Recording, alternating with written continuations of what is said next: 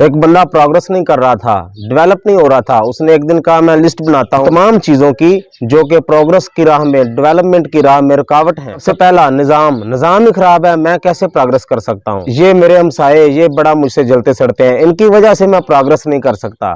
और मेरे कोलीग्स, और ये ट्रैफिक की लाहौर की इतनी बंद रहती है, मैंने कहाँ प्रोग्रेस करनी है। और गाड़ी मेरी चलती नहीं है, इसकी तो स्पीड ही बड़ी खराब है, मैं कैसे प्रोग्रेस कर सकता हूँ। मेरे दोस्त, मेरे कोच, मेरा स्कूल, मेरी पढ़ाई, ये वजूहात हैं सारी।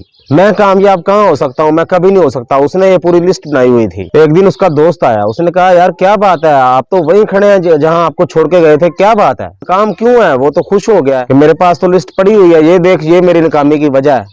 उसने पकड़ी ये लिस्ट, उसने पढ़ी वो लिस्ट और देखी एक एक करके, बड़ी तसल्ली के साथ देखी। और उसने कहा ठीक है कि ये तेरी नाकामी की बड़ी वजह है। उसने कहा एक अहम तरीन वजह तो तूने लिखी नहीं है। उसने कहा वो क्या। उसने कहा वो तेरा अपना आप, योर ओन सेल्फ, तेरा अपना आप किधर है इसमें। उसने फिर 4 माह नौकरी उसी के पास की और उस जो उसने सफा लिखा हुआ था उसने उसको फाड़ा और उसने फिर एक सफे पे एक ही वजह लिखी और उसने लिखा एक नए सफे पे कि वजह मेरी नाकामी की, मेरे आगे ना बढ़ने की क्या है, मैं खुद। Remember, it is not what happen, it is not what happens to you, it is what you do. क्योंकि जो हो रहा है वो तो सबके साथ हो रहा है। कल रात सूरज गुरूब हुआ है, सबके लिए हुआ है, लेकिन जब वो गुरूब हुआ तो किसी ने मसल्ला बिछा लिया तो वो नमाज पढ़ने लग गया, किसी ने कुरान मजीद खोल लिया, वो कुरान मजीद पढ़ने लग गया, किसी ने अपने प्रोजेक्ट पे काम करना शुरू कर दिया, किसी ने अपने क्लाइंट से मीटिंग की और इस चीज को एक्जीक्यूट कर लिया, किसी ने नावल पकड़ लिया, सारी रात पढ़ता रहा, किसी ने फिल्म लगा ली है। नाउ